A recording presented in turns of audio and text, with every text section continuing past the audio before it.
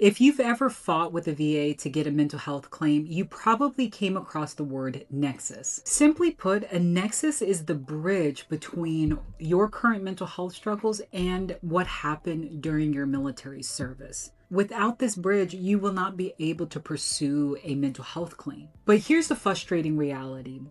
Thousands of veterans still get denied even though they know without a shadow of a doubt that their military service was the incident for their mental health struggles to be this way in the first place. Today, we are going to break down why these denials actually happen, how you can go about proving your mental health condition being linked to your military service, and the secret weapon, how to get a Nexus letter. So let's talk about why mental health claims even get denied in the first place. If you know anything, the VA oftentimes points to your service treatment record, and they say there was no diagnosis, no treatment documented, and no complaints were reported while in uniform. But we all know that there's a major gap between the lived experience of an active duty military member versus what gets reported on paper. You only have to think about the military culture to be reminded that you were taught to push through your pain, that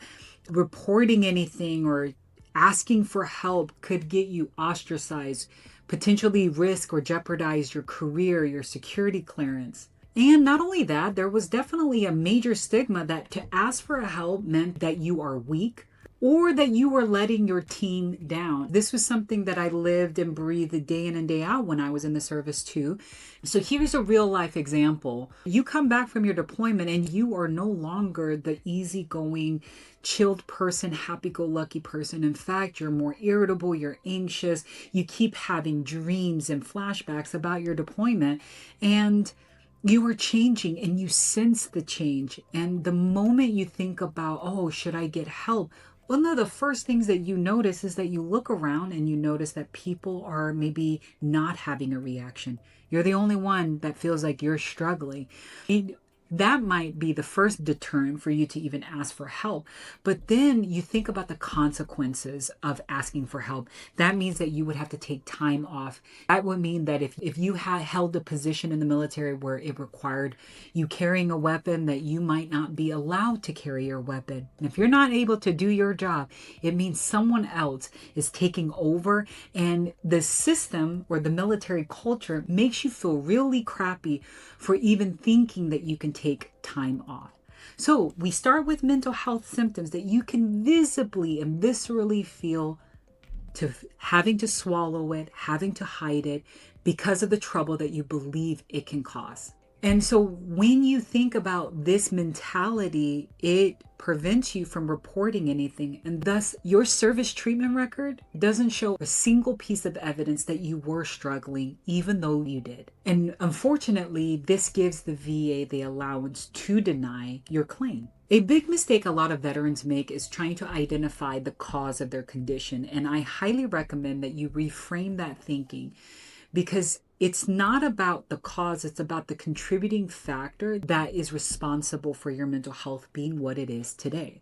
And the VA needs to be able to hear how the military service contributed. What the VA wants to know is that, was your military service a contributing factor to your mental health? Say, for instance, before you joined the military, you had mild anxiety. What teen doesn't? And you joined the military and you unfortunately had a really terrible and toxic leadership that terrorized not only you but your entire unit, making you question everything about why you joined in the first place.